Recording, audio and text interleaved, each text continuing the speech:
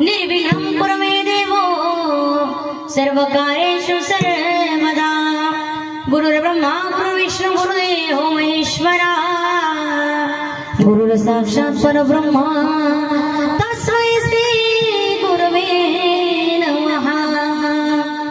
महायोगपीठे तटे भीमरथं वरं पुण्डरीकाय दातुं मुनीन्द्रे समागत्य तिष्ठं तमानन्दकन्दं परब्रह्मलिङ्गं भजे पाण्डुरङ्गं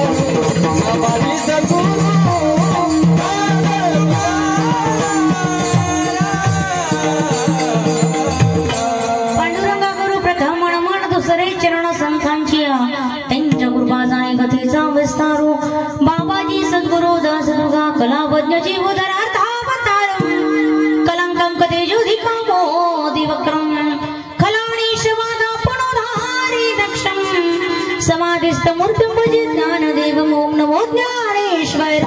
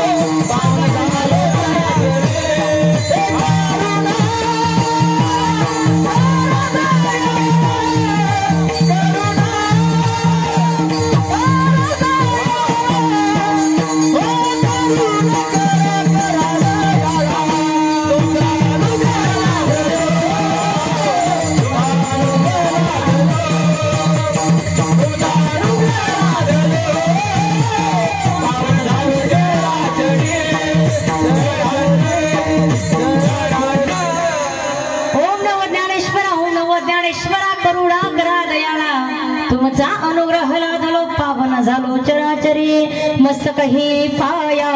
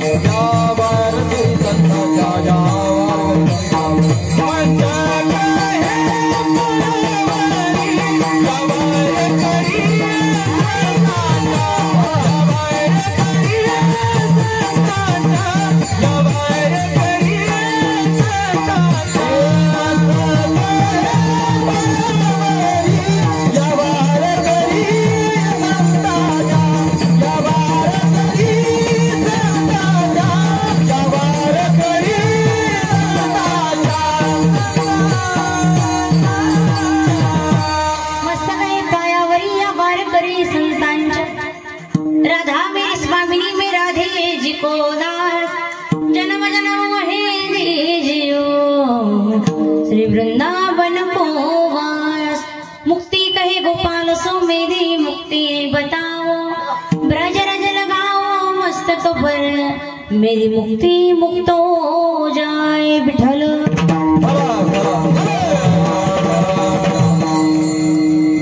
आपुलिया हिता जो असे जागता, धन्य माता पिता तयाचिया, पुळी कन्या पुत्र होती जे सात्विक, तयाचा हरिक वाटे देवा। गीता भागवत करीती श्रवण, अखंड चिंतन विठोबाचे, तुका म्हणे मज घडो त्यांची सेवा, तरी माझ्या दैवा पार नाही। प्रस्तुत प्राप्त आणि प्राप्त स्थळी कीर्तन रूपे सेवेकरता घेतलेला अभंग, जगद्गुरु जगद्वंदनीय वैराग्याचे मूर्तिमंत पुतळे देहू निवासी, की ज्यांच्या नावाने काळ सुद्धा थराथर कापायचा, तुकाराम नाम घेता कापे योग, असे असणारे जगद्गुरु जगद्वंदनीय सर्वांचे त्या ठिकाणी लाडके असणारे संत जगद्गुरु तुकोबाराय यांचा उत्कृष्ट असा 4 चरणाचा अभंग आज आपण या ठिकाणी सेवेकरता घेतला आहे विठ्ठल।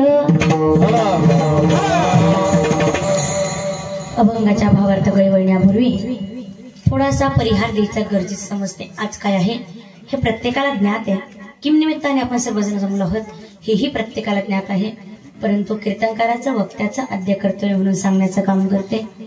या ठिकाणी गेल्या 62 वर्षापासून संत तुकाराम महाराजांच्या आशीर्वादाने आणि वैकुंठवासी हरिभक्तपारायण ओंकार गिरी महाराज यांच्या प्रेरणेने हा चालू असलेला हा अखंड हरिनाम सप्ताह गेल्या 62 वर्षापासून आपण सर्वजण हा अखंड हरिनाम सप्ताह करतोय। मुळात अखंड म्हणजे काय तर ज्याचा खंड होत नाही असा असणारा हा चालू असलेला आणि चालत आलेला हा अखंड हरिनाम सप्ताह। आणि या सप्ताहातील 6व दिवसाची 6व्या दिवसाची कीर्तन सेवा माझ्यासारख्या पामराकडे आलेली आहे। मज पाय मराये काय थोडपण, पायीची वाहन पायीवरी विठ्ठल। या ठिकाणी सुंदर असं आयोजन नियोजन केलेलं आहे आणि ज्यांनी मला आमंत्रित केलं असे असणारे आपल्याच गावचे रत्न म्हटलं तरी चालेल असे असणारे निवृत्ती महाराज कुर्डे ज्यांनी मला आमंत्रित केलं त्यांनाही मनपूर्वक धन्यवाद असेल। बघा आज जर जो अभंग घेतलाय तो अभंग इथल्या सगळ्या लेकरांसाठी बसतो, सगळ्या गायकसाठी बसतो, कीर्तनात आलेल्या लोकांसाठी श्रवणाकरिता बसतो, आपल्या गावचे जे सुपुत्र आहे निवृत्ती महाराज कुर्डे यांच्याही साठी बसतो, गायक मंडळी वादक मंडळी सगळ्यांसाठी तो अभंग त्या ठिकाणी आपल्या रुचेल पचेल असा अभंग आहे आणि आपल्याला त्या ठिकाणी तो अनुसरून अभंग आहे। कारण का तर कुळी कन्या पुत्र होती जे सात्विक, ज्या कुळातले पुत्र आणि ज्या कुळातल्या पुत्री त्या ठिकाणी जे मुलं आणि जे मुली त्या ठिकाणी सात्विक असतात म्हणजेच काय तर ते भजन कीर्तन प्रवचन श्रवण करतात किंवा आपलं शरीर आपलं जीवन भगवंतामध्ये लीन करतात, तयाचा हरिक वाटे देवा। इथं असलेले बसलेले श्रवण केलेले या सगळ्यांना अनुसरून हा अभंग आहे विठ्ठल। या ठिकाणी या सुंदर अशा आयोजन नियोजनामध्ये अशी 6 दिवस ज्यांनी गायनाची उत्तम प्रकारे साथ दिली, ज्यांच्या गोड गळ्याचा आवाज आपण त्या ठिकाणी ऐकला आणि आजही ते त्या ठिकाणी सुंदर साथ देणार आहे असे असणारे आमचे बंधू किरण महाराज चव्हाण यांनाही मनपूर्वक धन्यवाद असेल। त्याचप्रमाणे दुसरे गायनाचार्य आहे अनिल दादा देवडे त्यांनाही मनपूर्वक धन्यवाद असेल। त्याचप्रमाणे हनुमान महाराज त्यांनाही मनपूर्वक धन्यवाद। त्याचप्रमाणे संपूर्ण गावकरी भजनी मंडळ या ठिकाणी संपूर्ण गावकरी भजनी मंडळ या ठिकाणी उभा आहे म्हणून त्यांनाही मनपूर्वक धन्यवाद। त्याचप्रमाणे हे सगळे लेकरं संस्थेतले कुठल्या गावात, अरे बापरे खूप सुंदर, अतिशय एकदा जोरदार टाळ्या वाजवा। संस्थेतून नसून सुद्धा जर एवढे सुंदर गावकरी लेकरं असेल तर तुमचा सप्ताह सफल आहे। इथं लय म्हातारे आले पाहिजे, लय लोक आले पण याची गरज नाहीये।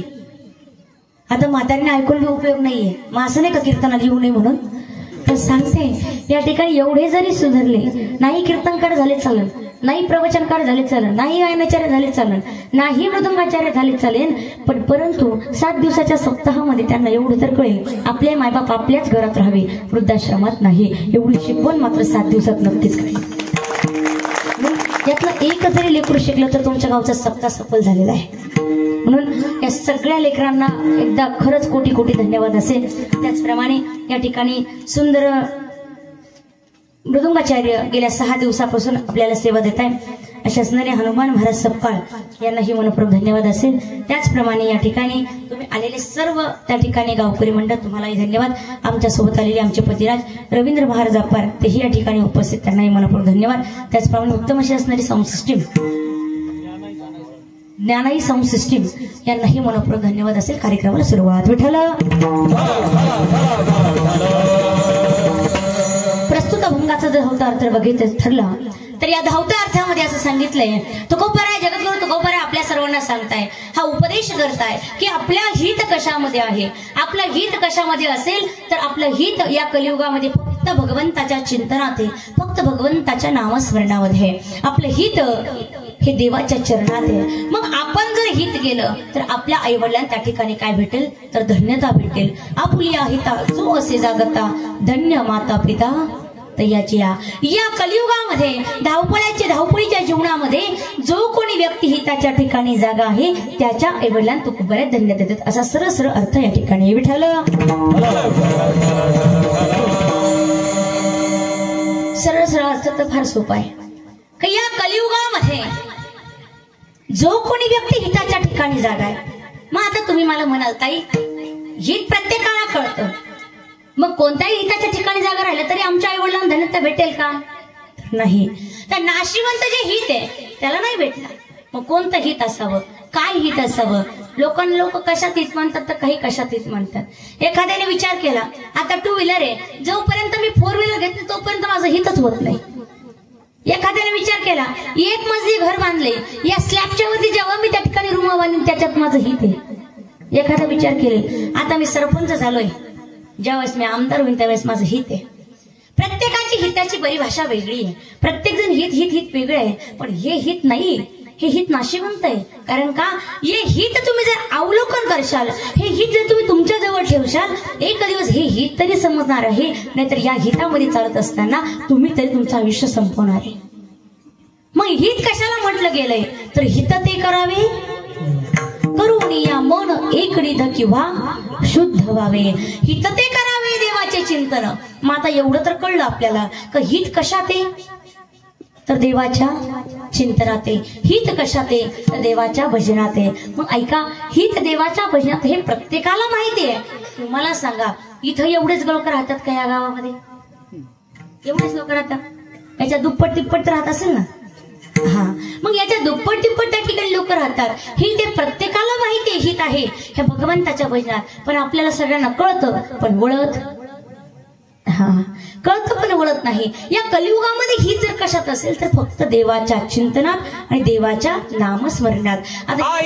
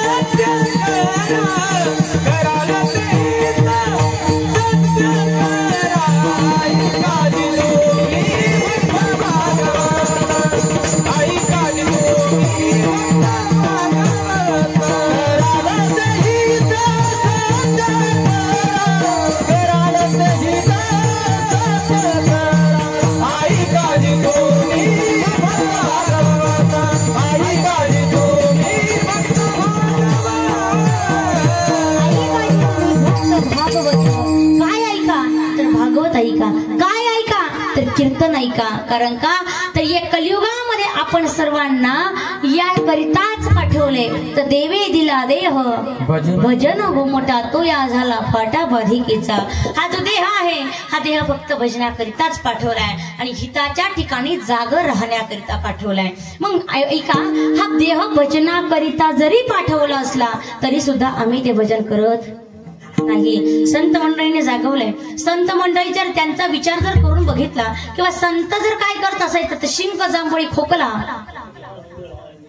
इतकाच वेळ त्यांचा वाया जायचा, बाकी सगळं भजन करत राहायचे। पण आपण इतका वेळ सुद्धा भजन करत नाही। आपल्याला उठलं की मिरच्या, उठलं की कांदे, उठलं की मका, उठलं की सोयाबीन, आपल्याला एवढंच माहिती असतं। पण ऐका, हे काम करत असताना तुकोबारायांनी सांगितले, आधी करून सगळ्या संतांनी सांगितले.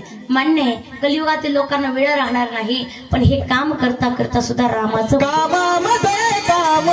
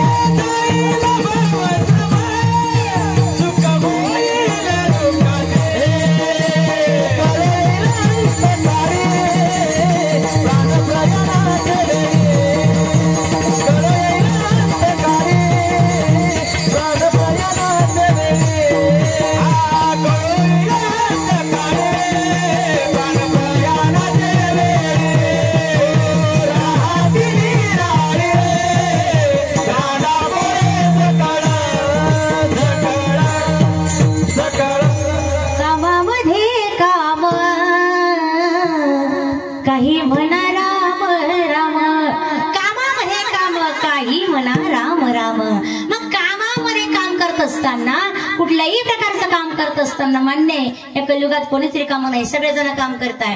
मग कामामध्ये काम करत असताना राम राम म्हणायला सांगितलं, आणि तो राम जो राम राम म्हणतो तो हिताच्या ठिकाणी जागा राहतो. मग काय करायला सांगितलंय, तर राम राम म्हणा, राम राम म्हणा. कारण जीवनाचं अंतिम सत्य जर काय असेल तर ते फक्त राम आहे, राम आहे, राम आहे. आपण आयुष्यात कधी राम म्हणत नाही, आणि मरायच्या वेळेस लोक म्हणतात म्हणा ना आजी राम, म्हणा ना बाबा राम. राम तोंडात येतं का? नाही येत. कधी म्हटलंच नाही तर मुखात राम येईन कसं? जी बोळण कशी? म्हातारी म्हणतं माई पोरगी आली का, मग पोरगा आलं का? पण राम तोंडात येत नाही. पण जीवनाचं अंतिम सत्य जर काय असेल तर राम आहे. का नाही का? एका सुंदर याच्यात सांगितलंय, नाम को चतुर्गुणे उसमें पंच तत्व मिले, द्विगुण करने का काम 8 से भाग लो, नीचे बचे सो राम. काय? कुठलंही नाम घ्या, राम घ्या, कृष्ण घ्या, हरी घ्या, गोविंद घ्या, विठ्ठल घ्या, कुठलंही नाम घ्या. गरजन हिशोब करा, फक्त सांगते. नाम को चतुर्गुणे, कुठल्याही नाम घ्या त्याला 4 गुणायचं. कुठलंही नाव घ्या, मोबाईल काढा नाही तर त्याला 4 गुणायचं.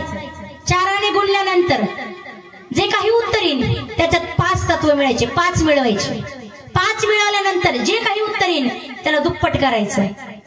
दुप्पट केल्यानंतर जे काही उत्तर येईल त्याला 8 भागायचं, आणि 8 भागल्यानंतर फक्त नीचे बचे सो राम. कुठल्याही देवाचं नाव घ्या, फक्त 2च अक्षर होतात, 2च होतात. ते 2 म्हणजे रा आणि म, राम. म्हणून जीवनामध्ये फक्त राम राम राम राम राम राम एवढंच म्हणत चला. ज्यावेळेस आपण एखादी प्रेत घेऊन जातो त्यावेळेस काय म्हणतो इकडं? सत्य. नक्की का? खरंच? आमच्याकडे मेल्यावर माणसं जाळतात, तुमच्याकडं? म्हणजे आमच्याकडे रामनाम सत्य म्हणतात, तुमच्याकडे हेच म्हणते ना? हा. मग जे रामनाम सत्य हे म्हणतात, हे रामनाम सत्य कुणासाठी म्हणतात हो? जो गेलाय त्याच्यासाठी? अजिबात नाही. जो गेलाय त्याच्यासाठी नाही, तर जे 4 खांदेकरी असतात ना त्याच्यासाठी म्हणतात. हा गेलाय, तू कोणाच्या तरी खांद्यावर जाण्याआधी तू म्हण राम राम, त्याच्यासाठी म्हणतात. मग ऐका, जीवनामध्ये जर हिताच्या ठिकाणी राहायचं असेल तर आपलं हित जे असेल कशामध्ये, तर हित ते करावे, हित ते करावे.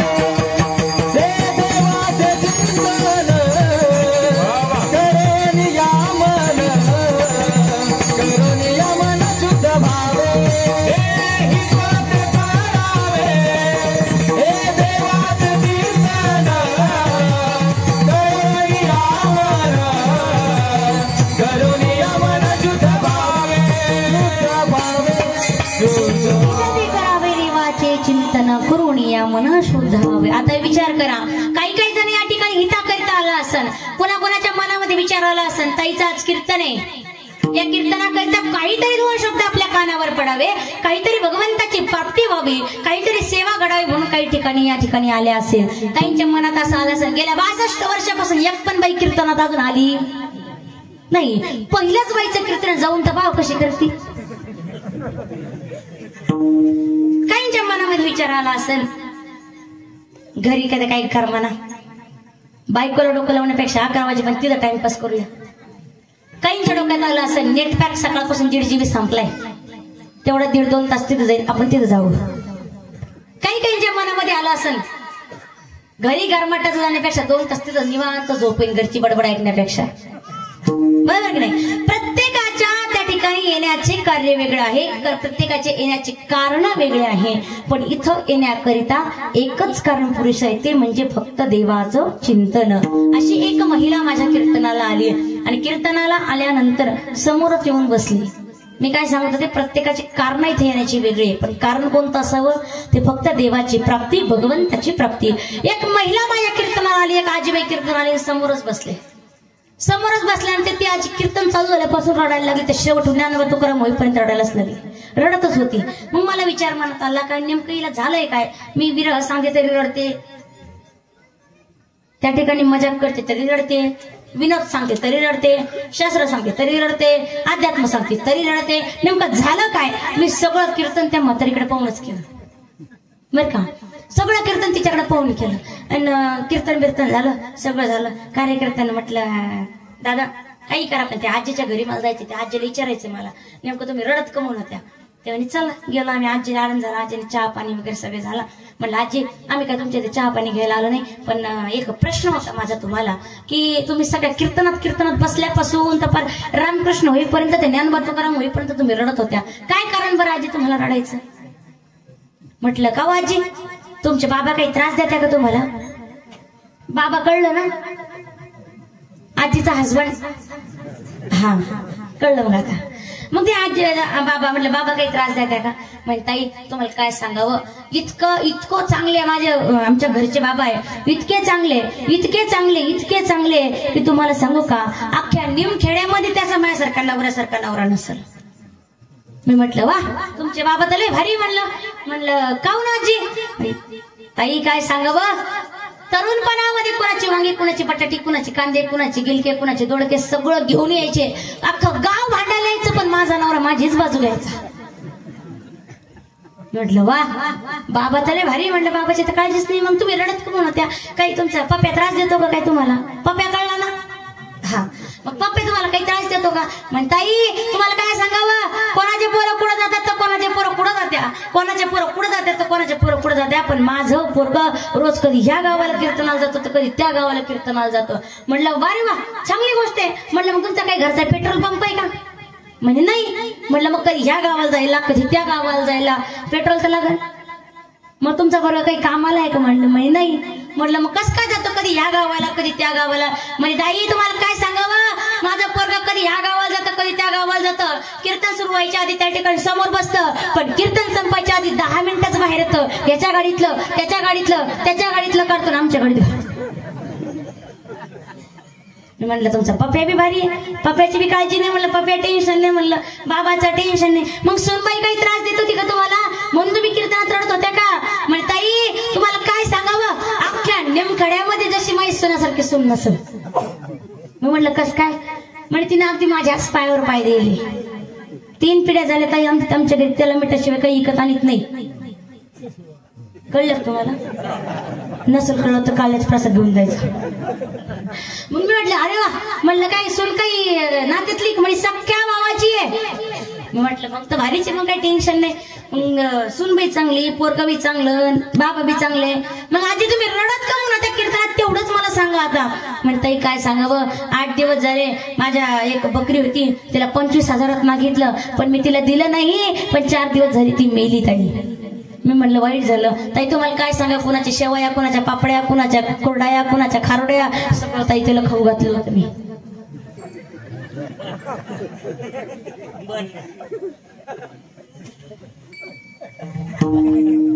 मग तुम्ही कोण असले, तुम्ही व्यास करता का? आता निमखेड्यातल्या बाईचं सांगितलं ना, मला वाटलं तुम्ही पाहिले काय त्या बाईला असं. मग मी म्हटलं आजी वाईट झालो, तुमची बकरी मेली 25 किलोची, आपल्या 25,000ची. ते चांगलं वाईट झालं तुमचं. पण मग तुम्ही मला बाकीचं काहीच नका सांगू, मला पुढच्या गावाला जायचं. म्हणलं तुम्ही फक्त रडत का म्हणते हे सांगा मला. ताई तुम्हाला काय सांगावं, एवढं वाईट झालं, 4 दिवस झाले बकरी मेली आणि त्या बकरीच्या आठवणीत मी ताई इथं रडत होते. पण काय झालं ताई तुम्हाला सांगू का, ऐका ना, मी ज्यावेळेस भांडे घासत होते मला काही कीर्तन बिर्तन यायचं नव्हतं, मला काही यायचं नव्हतं. पण ताई तुम्ही रामकृष्ण हरी म्हटल्यानंतर तुम्ही तेव्हा म्हणल्यानंतर ताई तेव्हा मला म्या म्या म्या म्या म्या ऐकायला आलं ताई. मला माझ्या बकरीचीच आठवण आली म्हणून मी कीर्तनाला आली.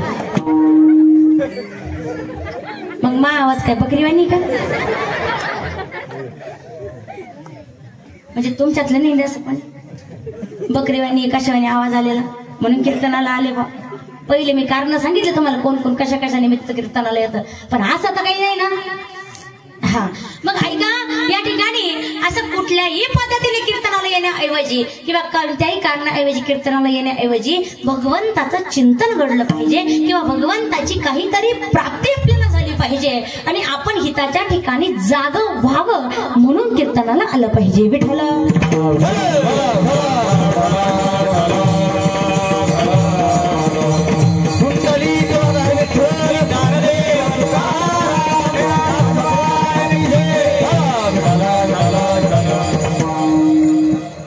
ऐका, हित म्हणजे काय तुम्हाला सांगितलं. पहिला शब्द होता आपुल्या, हा समजा सगळ्यांना कळलं आपलं.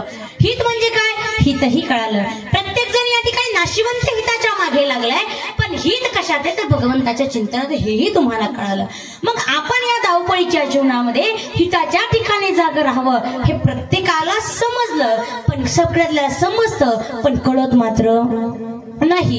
असं या ठिकाणी हित कशात समजलं, आपण हित काय करावं हेही समजलं. मग पुढच्या शब्दामध्ये त्या ठिकाणी सांगितलंय की आपुलिया हिता जो असे जागता धन्य माता पिता तयाची. मग जो असणारा जागता, जो जागा आहे तयाच्या चिंत त्या ठिकाणी तयाला काहून किंवा त्याच्या आईवडला काभर त्या ठिकाणी धन्यता दिली जाते. तर ऐका, एक साधक तुकोबारांना विचारतो का, हो तुकोबारा जीवनामध्ये जगत असताना आपण ही त्याच्या ठिकाणी जागा राहायचं, मग ज्याने महिनाभर काम केलं 30 तारखेला त्याला पगार द्यायचं सोडून त्याच्या बापाला पगार किंवा त्याच्या आईला पगार का द्यायचा. तर तुकोबाराय सांगतात, ऐक बाळा ऐक, जो व्यक्ती हिताच्या ठिकाणी जागा आहे त्याच्या आई वडिलांना धन्यता दिली. मग का धन्यता दिली तर सांगितलं जातं का जीवनामध्ये वाईटही कर्म केली तर नाव मात्र आई वडिलांचं होणार आहे, आणि जीवनामध्ये चांगलं जरी कर्म केलं तर नाव कुणाचं होणार आहे.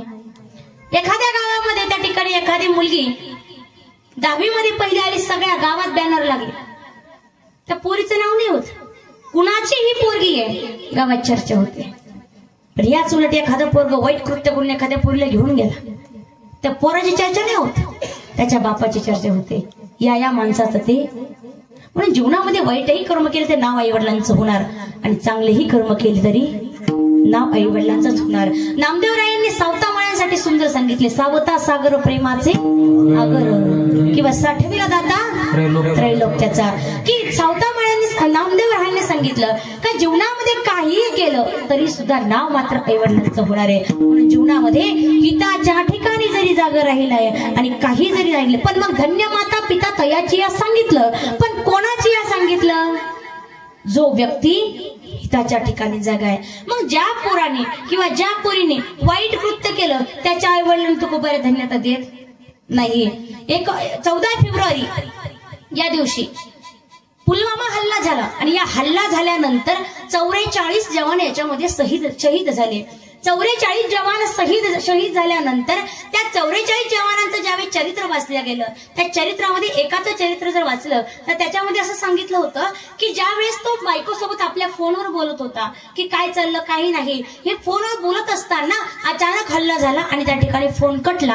नंतर अशी बातमी आली का असं त्या ठिकाणी झालं आणि हा शहीद झाला. मग ऐका, जीवनामध्ये त्या ठिकाणी कोणाच्या आई वडिलांना तुकोबारा धन्यता देतात तर अशा पुत्राच्या आई वडिलांना तुकोबारा धन्यता देतात.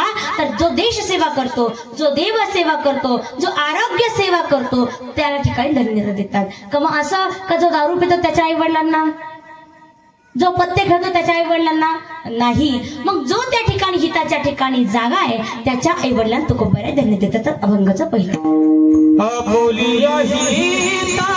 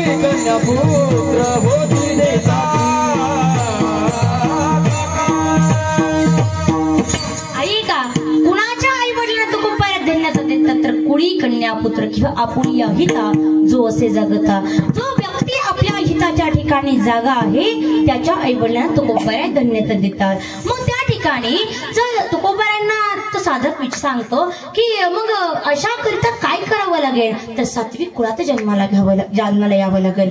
मग सात्विक कुळाला त्या ठिकाणी जन्माला आल्यानंतर मग काय होईल, तर तुकोबाराय त्या ठिकाणी सांगतात, अरे बाबा हिताच्या ठिकाणी जागा असल्यानंतर आई वडिलांना धन्यता देतात. याच्यात नवल नाहीये, तर सात्विक कुळात जन्माला आल्यानंतर त्या मुलाचा हरिक त्या ठिकाणी देवाला वाटतो. मग देवाला हरिक वाटण्याकरिता काय करावं लागेल, तर त्या ठिकाणी काय करावं लागेल, हिताच्या ठिकाणी जागा राहावं लागेल. मग असं हिताच्या ठिकाणी जागा कोण कोण राहिलं, तर संत मंडळींचे जर उदाहरण घेतले तर पहिलं सांगितलं कुळी कन्या पुत्र, कन्याचा सांगितलं. मग कोण अशी कन्या आहे तर त्या ठिकाणी हिताच्या ठिकाणी जागी राहिली. तर ऐका, जनाबाई, मुक्ताबाई, मीराबाई अशांसारख्या कन्या आहे, ज्या कन्या हिताच्या ठिकाणी जाग्या राहिल्या आणि तयाचा हरिक वाटे देवा. मग हरिक वाटण्याकरिता त्यांनी असं काय केलं, तर त्या ठिकाणी ऐका, पहिलं उदाहरण सांगितलं मीराबाईचं. या मीराबाईने काय करावं, भगवंतावर एवढं प्रेम, एवढं प्रेम, एवढं प्रेम, एवढं प्रेम का तुमच्या आमच्यामध्ये निर्जीव सजीव वस्तूमध्ये फक्त श्रीकृष्ण दिसायचा, फक्त भगवान परमात्मा दिसायचा. इतका भगवान परमात्मा का पायात चाळं बांधून गावभर त्या ठिकाणी नाचायची आणि नाचत नाचत नाचत नाचत भगवंताचं भजन करायची. नाचूंगी नाचूंगी नाचूंगी नाचूंगी नाचूंगी नाचूंगी नाचूंगी नाचूंगी नाचूंगी नाचूंगी नाचूंगी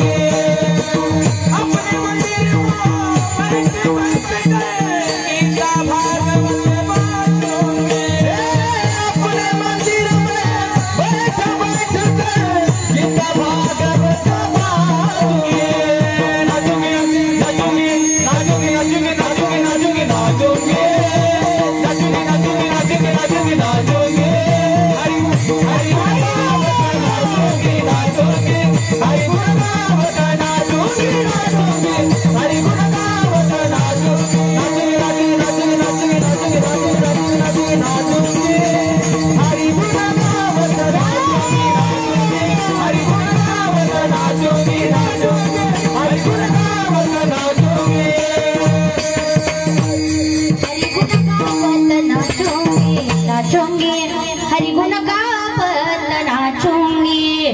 काय करायचे? पायात घुंगर बांधून, पायात चाळ बांधून ते काय करायचे? तर नाचूंगी नाचूंगी नाचूंगी नाचूंगी नाचूंगी, हरिगुण गावत नाचूंगी. त्या भगवंताचं भजन करत मी नाचेल, काही करेल. बापानं सांगितलं ही माझी नसू शकते, मी राजा आहे आणि राजाची पुरगी अशी पायात चाळ बांधून गावभर नाचायला लागली तर माझी चव जाईल. हिला काय करा? विषाचा प्याला द्या आणि हिला मारून टाका. विष का प्याला राणाजीने भेजा, तरी सुद्धा पीवत पीवत मीरा नाचे रे. ऐका, विषाचा प्याला पाठवला आणि काळं विष त्या ठिकाणी पाठवल्यानंतर मीराबाईने विचार केला, माझा भगवान परमात्मा या काळ्या स्वरूपात सुद्धा माझ्या जवळ आला. म्हणून मागचा पुढचा विचार न करता हे पिऊन घेतलं. पिऊन घेतल्यानंतर त्या विषाचं काय म्हणलं मीराबाई सांगते. ब्रज के नंदलाला, ब्रज के नंदलाला, ब्रज के नंदलाला, श्री राधा झुके सावरिया, सब दुख दूर हुए जब तेरा नाम लिया. ब्रज के नंदलाला, मीरा पुकारे तुम्हें गिरधर गोपाला, बन गया मरुतमय विष का भरा प्याला, विष का भरा प्याला, कौन मिटाए मुझसे जिसे तूने दा दिया. सब दुख दूर हुए जब तेरा नाम लिया. ब्रज की नंदलाला. मीराबाई सांगती है, मीरा पुकारे तुम्हें गिरिधर गोपाला, बन गया अमृतमय विष का भरा प्याला. विषाचा प्याला अमृत बनला आणि भगवंताची प्राप्ती त्या ठिकाणी झाली. ऐका, विषाचा प्याला जरी पाठवला तरी सुद्धा त्या विषामध्ये भगवंताला बघितलं आणि भगवंताला बघितल्यामुळं त्या भगवंताने त्या विषाचा प्याला अमृत बनवला आणि साक्षात मीराबाईला त्या ठिकाणी दर्शन दिलं. मग कशी कन्या असावी? तर मीराबाई सारखी असावी. कशी कन्या असावी? तर मुक्ताबाई सारखी, जराबाई सारखी कन्या असावी. ऐका, 5 वर्षाची मुलगी आहे, 5 वर्षाची मुलगी आहे आणि 5 वर्षाच्या मुलीनं बाबाने सांगितलं, बाळा आपल्याला पंढरपूरला जायचंय. बर बाबा, पंढरपूरला कोण राहतो? आपल्या जगाचा चालक मालक पंढरीश पांडुरंग परमात्मा राहतो. बर, मग कशासाठी जायचंय? बाबाने सांगितलं, आपल्या वारकऱ्यांचं माहेर घर म्हणजे पंढरपुरे, माझे माहेर पंढरी आहे भीमनच्या तेरे. त्या ठिकाणी मुलीला बॅग भरली, पिशवी भरली आणि आपल्या बापासोबत निघाल्यानंतर रस्त्याने ज्ञानोबा तुकाराम, ज्ञानोबा तुकाराम, ज्ञानोबा तुकाराम करत करत करत करत निघाल्यानंतर पंढरपुरामध्ये पोहोचले. चंद्रभागेचं स्नान झालं, पुंडलिक रायांचं दर्शन झालं आणि आता मात्र आपल्या पंढरीचं दर्शन करायला निघाल्यानंतर अंतराळात गेले. एका बाजूने महिला, एका बाजूने पुरुष जायला लागले. दोघही वेगळे झाले. वडिलांनी दर्शन घेतलं आणि बाहेर आले. मात्र लेकराने ज्यावेळेस भगवंताचं सुंदर स्वरूप बघितलं, भगवंताचं स्वरूप आहेच एवढं सुंदर की माणसाचं मन मोहून जातं. माणसाचं त्या ठिकाणी आपण बेभान होऊन जातो. पण आपलं होतं असं, आपण पंढरपुरामध्ये जातो पण गेल्यानंतर 2-2 दिवस बारीमध्ये लागतो आणि 2-2 दिवस बारीमध्ये लागलो का आता मात्र दर्शन 5 मिनिटात होणार आणि तेव्हा पुढे गेलं का डोळे बंद करून बघतो. डोळे बंद केले का ती बाई आपल्याला लुटून देते. आपण बाहेर आल्यावर आपले डोळे उघडत्या. गेले 2 दिवस पाण्यात गेले पण देवाला डोळे भरून बघितलं पाहिजे. मग त्या मुलीचं सुद्धा तेच झालं. 5 वर्षाची बालिका आहे. ज्यावेळेस भगवंताचं स्वरूप बघितलं तर बेभान झाली, स्वतःला विसरून गेली. कारण भगवंताचं स्वरूप कसे, राजस सुकुमार मदनाचा पुतळा, राजस सुकुमार मदनाचा पुतळा, रवी शशिकळा लोपलिया. सुंदर स्वरूप आहे.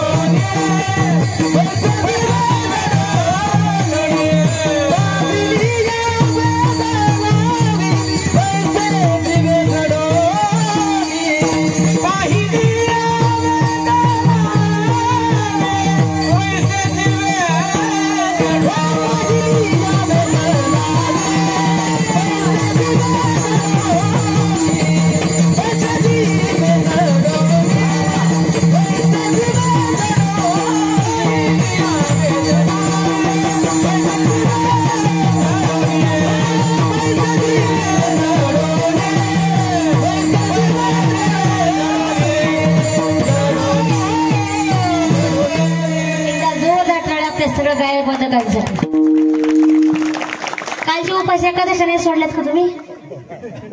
नाही सोडल्या? हे द्वादशी बी करतात का तुमच्याकडं? जोरात टाळ्या वाजवा सगळ्यांनी. खूप सुंदर. बघा आज तर माझी कीर्तन करायची क्षमताच नव्हती, पण सगळं इथलं वातावरण बघितल्यानंतर मला तर वाटतं काय 11 वाजे 12 वाजेपर्यंत तरी चाललं तरी जमन ना? जमन का? हा, मग चांगली गोष्ट आहे. नाही तर मग पहिले मागच्या बाया तर पहिले म्हणतील पहिले कीर्तन कोणा दिलं असं. पण या ठिकाणी अतिशय सुंदर गायक तुम्हाला सर्वांना लाभले. तुम्हाला भाग्याची गोष्ट आहे का तुम्हाला एवढे छान गायक लाभले. काही काही ठिकाणी आम्ही कीर्तनाला जातो, असे गायक भेटते असं वाटतं आपला माईक घेऊन पळून जाऊ. एका ठिकाणी कीर्तनाला गेल्यानंतर मी म्हणलं शिवभोळा चक्रवर्ती त्याची पाय माझ्या चित्ती. मागच्या गायकाला म्हणजे ज्याने बरं का तिकडचं सांगते मी, मागच्या गायकाला 2 दातच नव्हते. अहो ह्या नाही सांगितलं, हसू नका तुम्ही. मागच्या गायकाला 2 दात नव्हते म्हणे शिवभोळा चक्रवर्ती त्याची माय माझ्या चित्ती.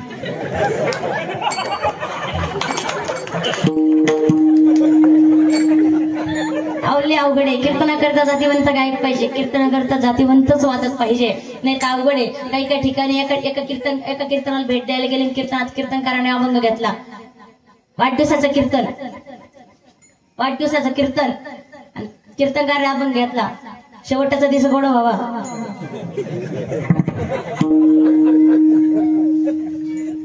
एका ठिकाणी मौतीच कार्यक्रम, ते भजन चालू होतं. एका गायकाने अभंग घेतला तिथं. मौतीचं सगळे रडू राहिले, सगळं रडू राहिले. कीर्तन त्या गायकाने सुंदर प्रकारे अभंग घेतला. आजी सोनियाचा दिनो वर्षे अमृताचा दिनो, आजी सोनियाचा दिनो. बरोबर आहे. म्हणून कीर्तना करता जातीवंत गायक आणि जातीवंत वादक पाहिजे तरच मजा येते. आपण सर्वजण भाग्यवान आहात की एवढे सुंदर गायक त्या ठिकाणी भेटले. आमचे किरण दादा तर वाजवतात बी आणि गातात बी. हा, खूप सुंदर गोष्ट आहे. असं भगवंताचं स्वरूपच एवढं सुंदर आहे की राजा सुकुमार. त्यात भगवंताचं नाव इतकं गोड आहे का तो किती सुंदर असेल. नाम तुम्हारा तारनहारा हो, नाम तुम्हारा तारनहारा, कब तेरा दर्शन होगा, सबकी रचना इतनी सुंदर, कितना सुंदर होगा, वो कितना सुंदर होगा. नाम तुम्हारा तारनहारा, तुम्हारा तारनहारा, जब तेरा दर्शन होगा, जिसकी रचना इतनी सुंदर, वो कितना सुंदर होगा, वो कितना सुंदर होगा, वो कितना सुंदर होगा. ओ दीन दया दया के सागर, जग में नाम तुम्हारा है, तुम फिर मेरे बालक भवते पार उतरना गाते हो, पार उतरना है तो कब तेरा दर्शन होगा, जिसकी रचना इतनी सुंदर, वो कितना सुंदर होगा, वो कितना सुंदर होगा, वो कितना सुंदर होगा, वो कितना सुंदर होगा.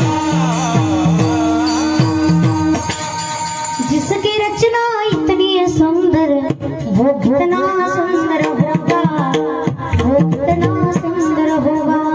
ज्याची रचनाच एवढं सुंदर आहे, जो दिसतोच एवढा सुंदर, तो किती सुंदर असेल. म्हणून ते मुलगी जी 5 वर्षाची होती, त्या 5 वर्षाच्या मुलीने सांगितलं बाबा तुम्ही आता घरी जा, पण मला आता मात्र घरी यायचं नाही.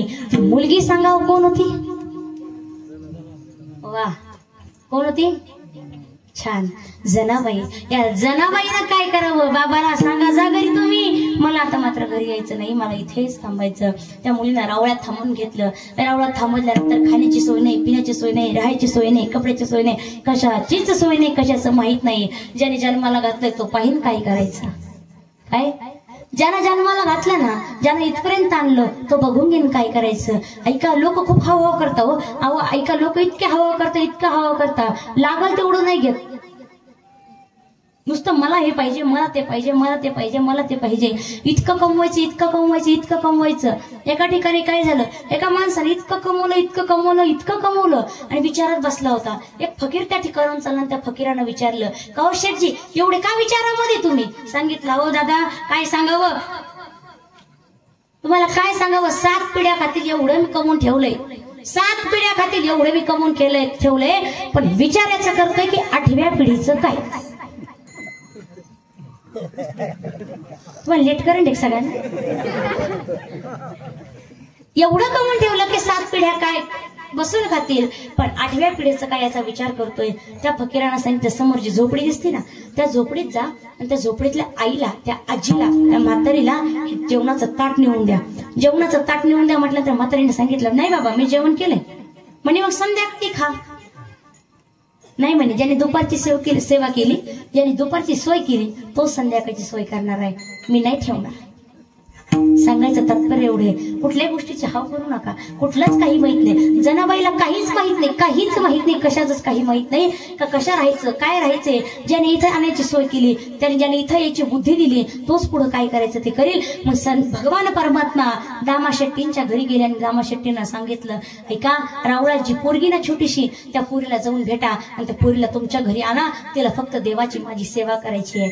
दामा शेट्टीने त्या पोरीला घरी आणलं आणि घरी आणल्यानंतर दामा शेट्टींना इतकं कामाला लावलं, इतकी कामाला लागली. सकाळी अंथरुण काढेपासून तर संध्याकाळी अंथरुण टाकेपर्यंत जनाबाई कामात बिझी झाली, कामात व्यस्त झाली. भगवंताला पांडुरंगाच्या मंदिरात जायला वेळ भेटेना म्हणून मनातल्या मनात सतत त्या भगवंताचं विठ्ठल विठ्ठल विठ्ठल भजन चालू आहे. भजन चालू असताना पहाटे ही जनाबाई काय करायची, पूर्वी जाते असायची आणि जात्यावर दळण दळायची आणि सुंदर त्या ठिकाणी जात्यामध्ये म्हणायला लागली सुंदर माझे जाते का फिरते बहुते ओव्या गाऊ कौतुके तू ये रे बा विठ्ठला. जसं हिनं ये रे बा विठ्ठला म्हटलं तसं रावळातून भगवान परमात्मा हिच्या जवळ जनाबाई जवळ दळण दळू लागायला. पहाटेचे 4 वाजलेले पांडुरंगाच्या मंदिरात सगळे म्हातारे लोक काकडा करताय आणि ज्यावेळेस एका म्हाताऱ्याने बघितलं ज्याच्यासाठी आपण काकडा करतोय तोच मात्र रावळात नाहीये, ज्याच्यासाठी इथं बसलोय तोच रावळात नाहीये. ह्या बघितल्यानंतर सगळे लोक बॅटरी घेऊन देवाला शोधायला लागले. देवाला शोधता त्या ठिकाणी दामा शेट्टींच्या घरापर्यंत आले. ज्यावेळेस बघितलं देव आणि जनाबाई दळण दळताय, देवाला भांडायला लागले, देवाला घेऊन गेले. दुसरा दिवस उगला आणि दुसरा दिवस उगल्यानंतर जनाबाईने सुंदर आपल्या रोजच्या प्रमाणे ओवाळ गायला सुरुवात केल्या. ओव्या गाऊन स्वरात दास जणीच्या घरात दळण दळीले सख्यासी हरीचे आळ चोरी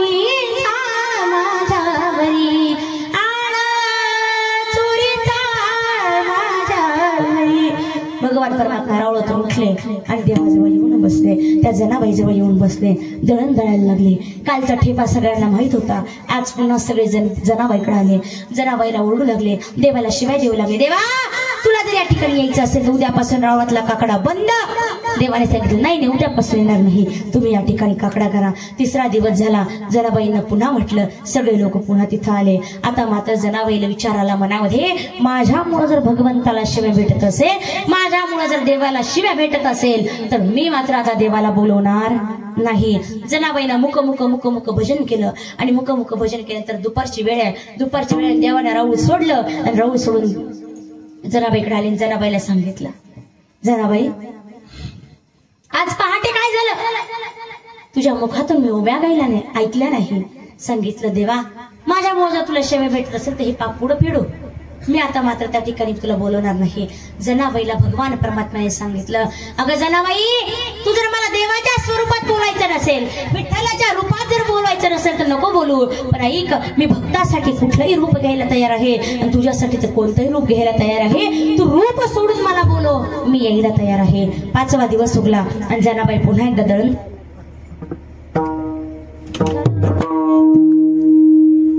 जनाबाईनं दळण दळायला लागल्या आणि जनाबाई दळण दळायला लागत असताना जनाबाईनं मनात विचाराला देवाने मला सांगितलंय कुठल्याही स्वरूपात कुठल्याही रूपात मला बोलवा. आणि जनाबाईच्या मुखातून सहज शब्द त्या ठिकाणी बाहेर निघाले. ई ग विठाबाई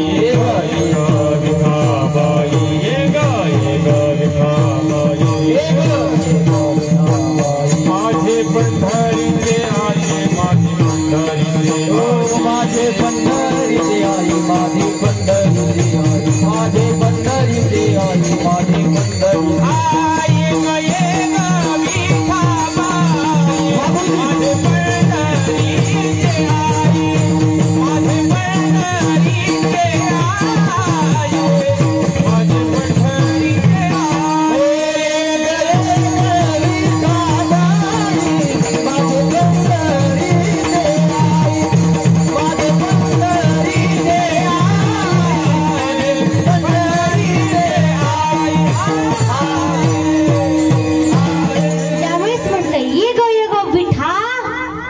बाई माझे पंढरीचे आई. ज्यावेळेस आई या स्वरूपाने बोलवलं, बाई या स्वरूपाने बोलवलं, देवानं रावळ सोडलं. डायरेक्ट देवाने नाही, देवाने रुक्मिणी आई साहेबांच्या रावळात गेले. रुक्मिणी आई साहेबांचं सुंदर मोठं छानपैकी लुगडं नेसलं, रुपया एवढं कुंकू लावलं, झुंबर घातलं, गळ्यात मंगळसूत्र, पायात वळ, पायात चळ, हातात चुडा भरला आणि हा सगळा चुडा भरून एका स्त्रीचं स्वरूप घेऊन देवाने कुठे गेले? त्या जनाबाईला दर्शन द्यायला गेले. मग कुडी कन्या पुत्र होती जे सात्विक तयाचा हरिक वाटे देवा. मग अशी कन्या असावी. अजून एक कन्या तुम्हाला मी सांगेल कशी कन्या असावी. तर एक कन्या होती, तुकोबारांच्या मुलीचं नाव आहे भागीरथी.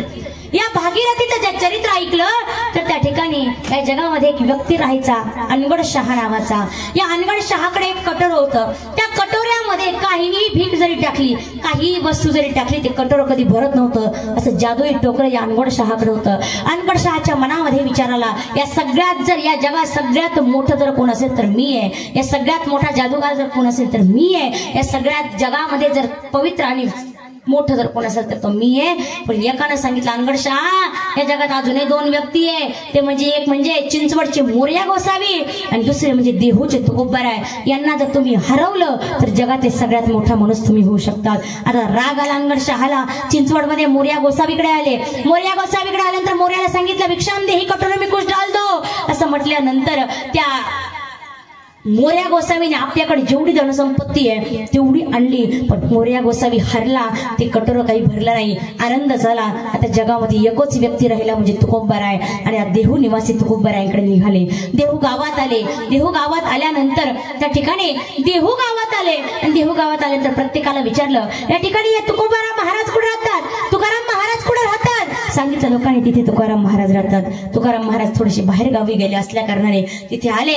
आल्यानंतर तुकाराम महाराजांचा नाव दिला, तुकाराम महाराज भिक्षाम दे, कटोरे में कुछ डाल दो.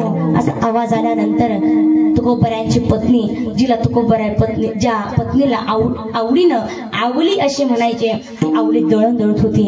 आणि भिक्षाम देही असं म्हटल्यानंतर तुकोबारायांची जी मुलगी आहे जिचं नाव भागीरथी, या भागीरथीने काय करावं, आई दळण दळती म्हणून आपली 5 वर्षाची बालिका आहे आणि अशी मूठभर त्या ठिकाणी ओंजळभर पीठ घेतली. ज्यावेळेस ओंजळभर पीठ घेतलं, आवलीनं हातावर मारलं, तुझा बाप जे करतोय तेच तू करते का? तुझ्या बापानं सगळं वाटून दिलं आणि तू जर वाटून दिलं तर खाती काय? म्हणून हातावर झटका मारला. पीठ सांडलं. पीठ सांडल्यानंतर पिठाचा स्वभाव आहे, पीठ लवकर हातातून निघत नाही, हाताला चिटकून राहतं. आणि हाताला त्या ठिकाणी लागलेलं जे पीठ आहे, हे पीठ हाताला लागलेलं बाहेर आली. अनगड शहाच्या टोकरीमध्ये असं झटकलं आणि अनगड शहाच्या टोकरीमध्ये झटकल्यानंतर अनगड शहाची टोकरी जी होती ती भरभरून बाहेर व्हायला लागली. भरभरून बाहेर व्हायला लागल्यानंतर अनगड शहाच्या मनात आलं, जर ज्या तुकाराम महाराजांची मुलगीमध्ये एवढी ताकद आहे तर त्यांच्यात किती ताकद असेल. कोणी अशी कन्या असावी जी भागीरथी सारखी. या भागीरथीचा पुढे विवाह झाला. विवाह झाल्यानंतर या देहू शेजारी एक येलवडी गाव आहे. या येलवडी गावामध्ये या भागीरथीला देण्यात आलं. येलवडी गावात भागीरथीला देण्यात आलं. सुंदर असा संसार चालू झाला.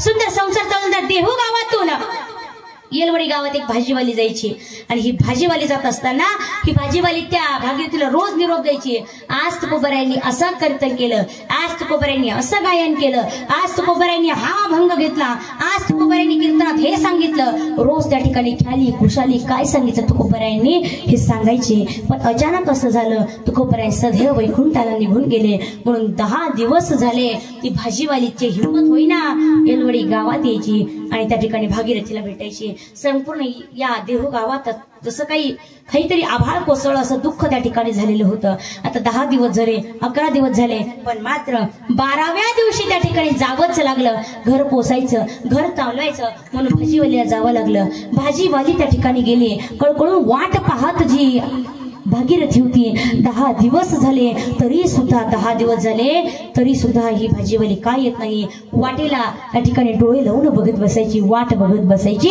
आल्यानंतर पळत गेली. का हो भाजीवाली मावशी, रोज तुम्ही येतात, 10 दिवस झाले तुम्ही आला का नाही, आला का नाही? भाजीवाली 1 नाही 2 नाही, भाजीवाल्याची हिंमत होईना बोलायची. खूप वेळ झाला, खूप वेळ झाला. खूप वेळ झाल्यानंतर भाजीवाली सांगायला लागली, भागीरथी एक सांगू, गेल्या 10 दिवसापासून तुझ्या वडिलांचा आवाज आम्ही ऐकला नाहीये. इथून पुढे ऐकूही शकत नाही. आता मात्र ते बोलू शकत नाही, ते कीर्तन करू शकत नाही. ना ते तुला दिसणार ना ती मला दिसणार. असं ऐकल्यानंतर भागीरथी धडामशी जागेवर कोसळली. जागेवर कोसळल्यानंतर काय झालं असं सगळी परिस्थिती सांगितली की भागीरथी आता तुझे बाबा हे जग सोडून निघून गेले, सदैव वैकुंठाला निघून गेले आणि भाजीवाली निघून गेली. भागीरथी मोठमोठ्याने रडतीये, मोठमोठ्याने आकांतांडव करतीये, पण कोणी ऐकायला तयार नाही. इतके दिवस गेले, सगळ्यांना वाटलं दुःख आहे दुःख आहे दुःख आहे, पण भागीरथी मात्र त्या ठिकाणी ऐकायला तयार नाही. लोक म्हणताय भागीरथी वेडी झाली, भागीरथीच्या डोक्यावर परिणाम झाला. तुकोबराय ही सगळी परिस्थिती खाली बघत होते. तुकोबरायांना देव म्हणतात. तुकोबराय एक काम करू का, मी जाऊ का तुमच्या भागीरथी समजायला? त्या भागीरथीला मी समजायला जाऊ का? ऐका, आपण देवाकडे जातो यात नवल नाही, देवानं आपल्याकडे येणं याच्यात नवल आहे. देवाने तुकोबरायांनी म्हटलं तुकोबराय तुमच्या मुलीला समजवण्याकरता मी जाऊ का खाली? तुकोबरायांनी सांगितलं जाऊ नका. एवढा अधिकार भागीरथीचा होता. जाऊ नका, ती तुमचं ऐकणार नाही. फक्त एकदा मला वैकुंठातून खाली जाऊ द्या, माझ्या मुलीला सांगू द्या, परत मी वर येतो. देवाने सांगितलं अरे तुकोबराय, अरे एकदा वैकुंठात आलेली व्यक्ती खाली जात नाही. काही जातो? एकदा गेलेला व्यक्ती जात नाही. ऐकायला तयार नाही. तुकोबराय सदैव वैकुंठातून खाली जमिनीवर आले.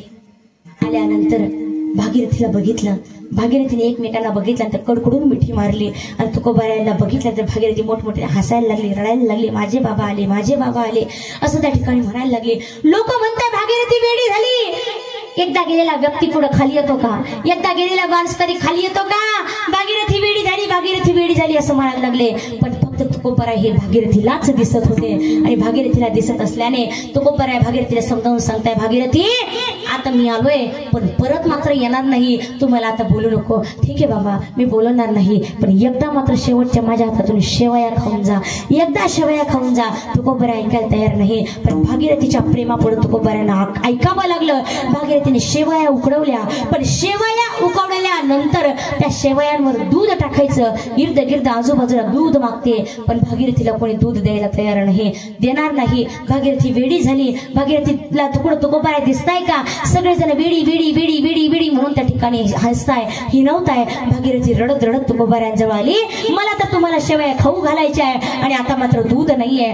तुकोबरायांनी त्यात भागीरथीला हात धरला. एका हातात ते शेवयाची प्लेट धरली, ते कटोरा धरलं आणि त्या ठिकाणी भागीरथीच्या या गावामध्ये, येलवडी गावामध्ये एक येलेश्वर महादेवाचं सुंदर असं मंदिर होतं. या येलेश्वर महादेवाच्या मंदिरात घेऊन गेले आणि येलेश्वर महादेवाच्या मंदिरात घेऊन गेल्यानंतर त्या मंदिराच्या बाहेर जो दगडी नंदी होता, या दगडी नंदी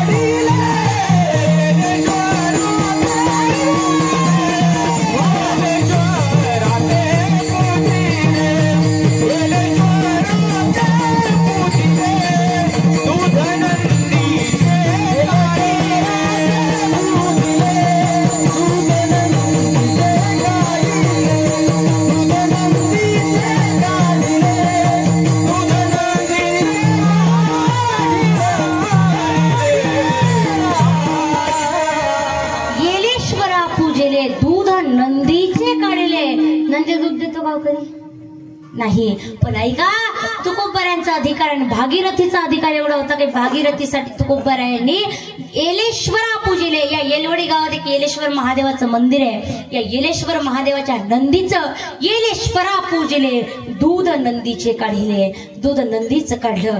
ऐका, एवढा अधिकार त्या भागीरथीचा होता. म्हणून कन्या कशी असावी, जैसी मीरा आणि मुक्ताई. मुक्ताबाई सारखी असावी, मीराबाई सारखी असावी, मीराबाई सारखी असावी. पण कन्यांना जन्म घालत असताना एकच पुत्र जन्माला घाला, एकच लेकरू जन्माला घाला, पण त्याचा तिन्ही लोकी झेंडा लागला पाहिजे. पुत्र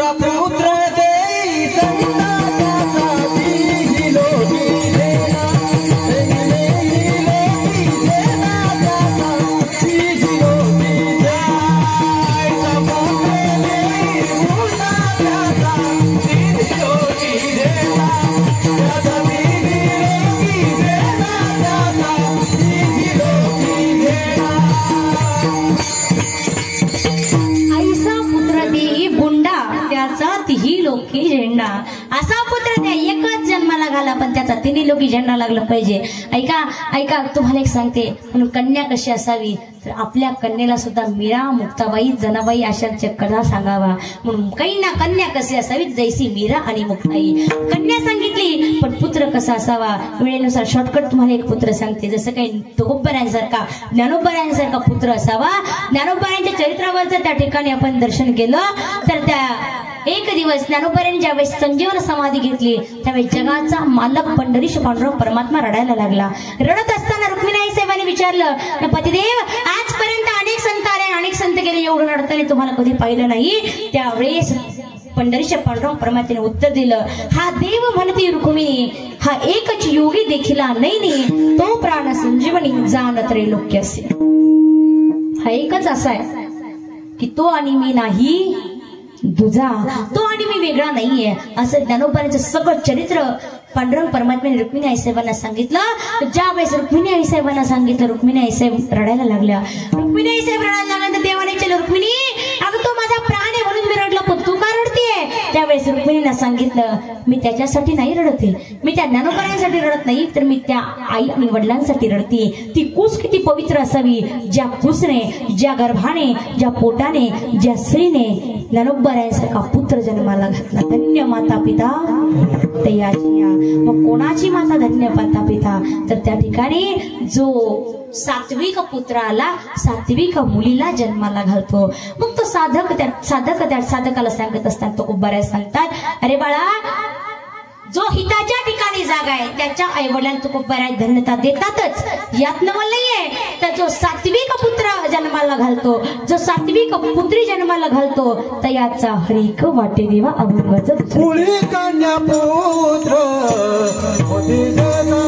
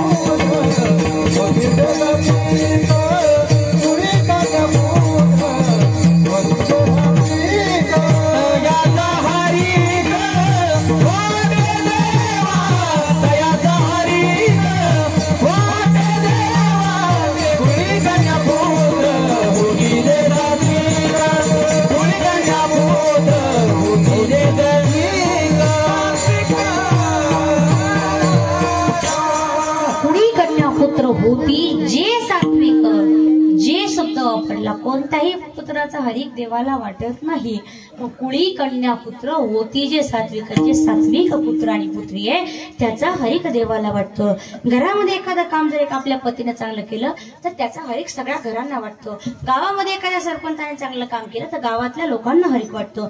देशामध्ये एखाद्या माणसाने चांगलं काम केलं तर अख्ख्या देशाला हरिक वाटतो. राज्यामध्ये त्या ठिकाणी सगळ्यांना हरिक वाटतो. पण देवासाठी जर देवाला हरिक वाटावा असं आपल्याला वाटत असेल तर आपल्याला एकच करावं लागेल, अभंगाचं दुसरं चरण, तिसरं चरण.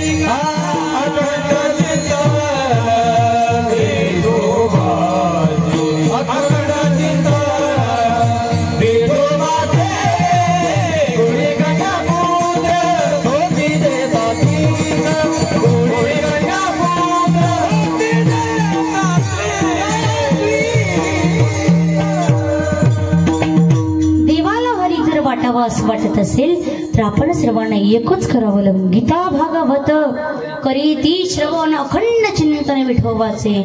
तुम्हाला काय करावं लागेल तर गीता भागवताचं श्रवण करावं लागेल आणि अखंड चिंतन विठ्ठल विठ्ठल विठ्ठल विठ्ठल त्या ठिकाणी करावं लागेल. ऐका, विठ्ठल विठ्ठल भजन करावं लागेल. जीवनामध्ये जर सगळ्यात सोपं जर काय असेल तर ते फक्त विठ्ठल विठ्ठल नामस्मरण आहे. फक्त नामस्मरण आहे. आणि हे नामस्मरण सुद्धा असं आहे का थोडं जरी केलं तरी जळतील पापी जन्मजन्मांतरीचे जर पाप जाळायचे असेल तर नामसंकीर्तन साधन पै सोपे.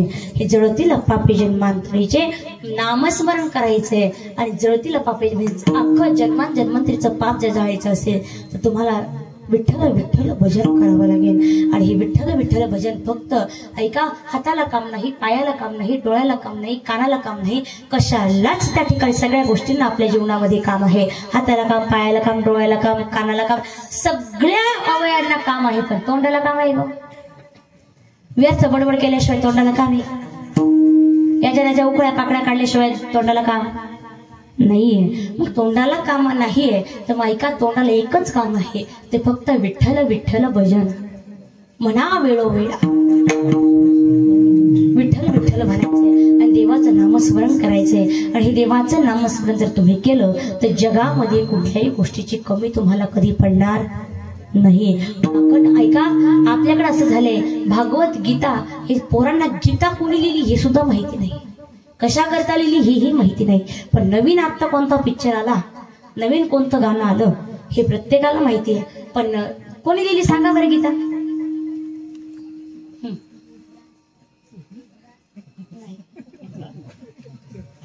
गीता कोणी लिहिली, कुठं लिहिली हे आपल्याला माहिती नाही. साक्षात भगवान परमात्म्याच्या मुखातून भगवान श्रीकृष्णाने ही गीता सांगितली आहे आणि कुरुक्षेत्रावर गीता सांगितली हे आपल्याला माहिती नाही.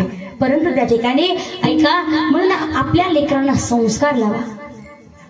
आपल्याला जर आपले पोरं सात्विक बनवायचे असेल तर पहिला आपल्याला गीता भागवताचं श्रवण करावं लागेल. पहिला आपल्याला विठोबा रखमाईचं भजन करावं लागेल, तेव्हा आपण दुसऱ्याला सांगू शकतो. पण आपलं झालंय असं, आपल्या आई आणि आपले बाप सकाळी 7 वाजेपासून जे मोबाईल मध्ये बोटे घालतात, संध्याकाळी झोपेपर्यंत त्यांना मोबाईल सुधरत नाही. पोरांनी मोबाईल घेतला का आपले आई वडील म्हणतात आमचं पोरगं मोबाईल पाहतं, आमचं पोरगं मोबाईल पाहतं. पण ऐका, तुम्हाला जर त्या ठिकाणी पोरांना सवय लावायची असेल, तुम्हाला जर पोरांना संस्कार लावायचे असेल, पहिलं तुम्हाला सुधारावं लागेल. लोक म्हणतात शिवाजी महाराज जन्माला या, शिवाजी महाराज जन्माला या. पण शिवाजी महाराज जन्माला येण्याकरता पहिले जिजाऊ माता जन्माला यावं लागेल. आमच्या जिजाऊ माता घरी आराम करतात. आमच्या जिजाऊ माता अशा आहे, आमच्या शहाजी राहत्या संध्याकाळी येताही कामावून, जेवताही झोपताही, तरी आमच्या जिजाऊ माताच्या सिरियल मात्र मालिका मात्र संपत नाही.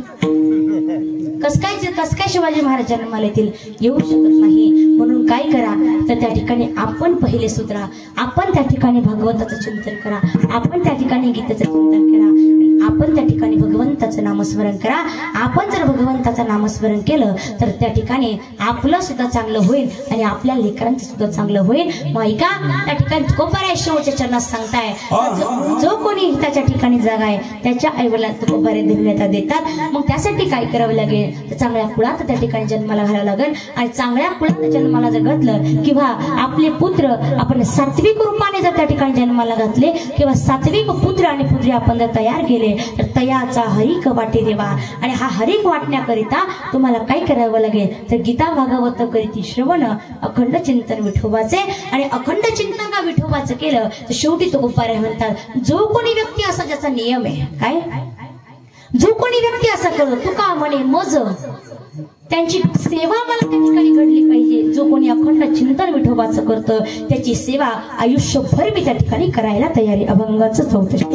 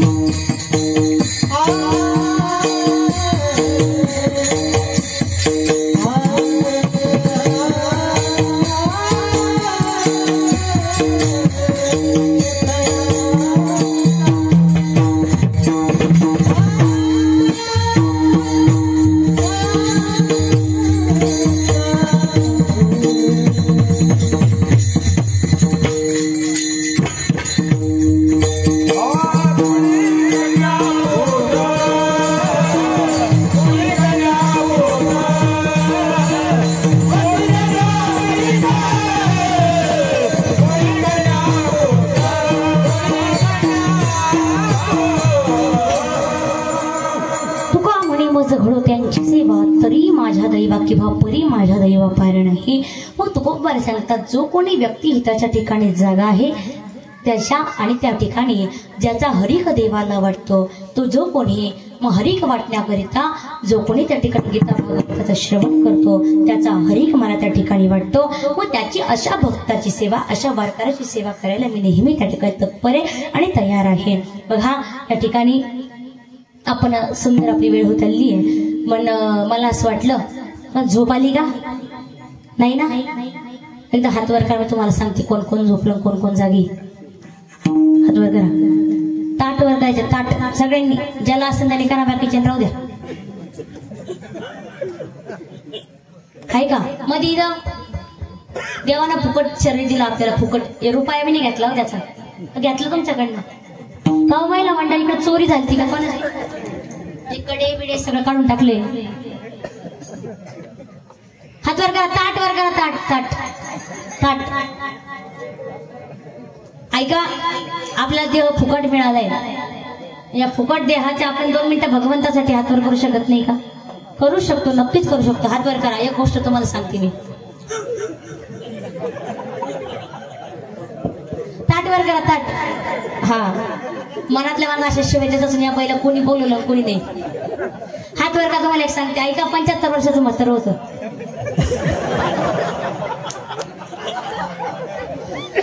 हात वर करा तुम्ही, हात वर करा, पण हात वर करा सगळेजण.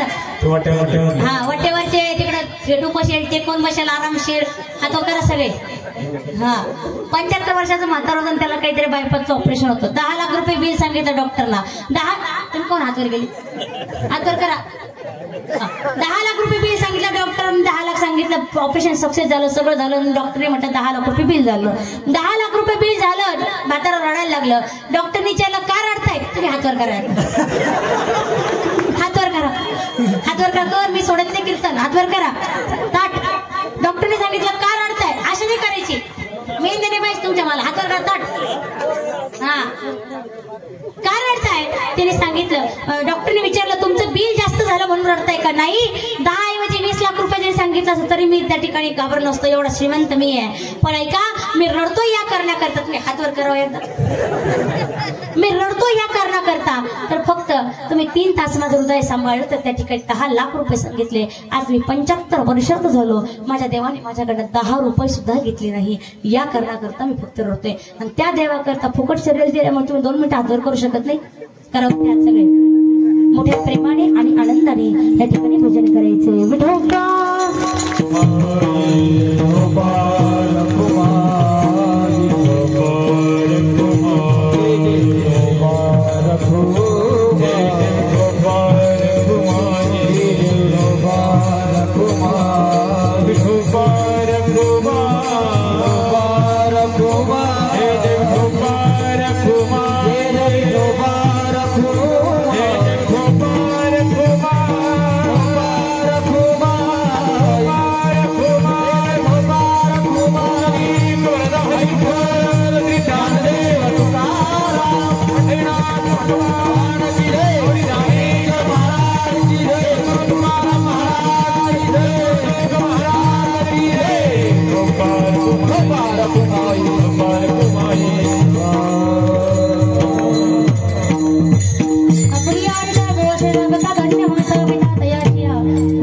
पुत्र होती जे सात्विक तयाचा हरिक वाटी देवा.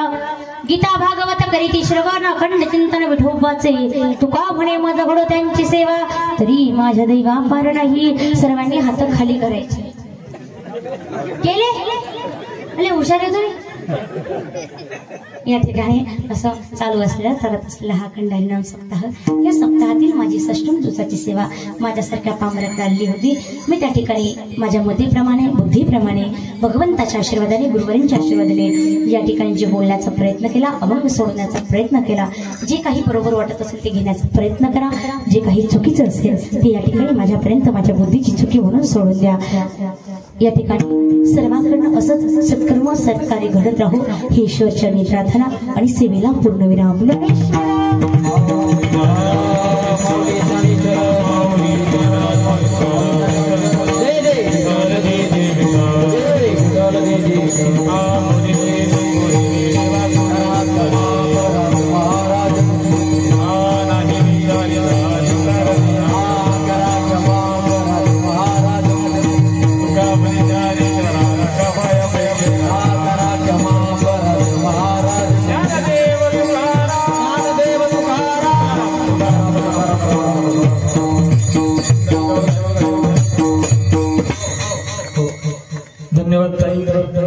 6व्या दिवसाची सेवा ज्यांच्या मुखातून आपण श्रवण केली अशा आदरणीय साक्षीताई अपार संपूर्ण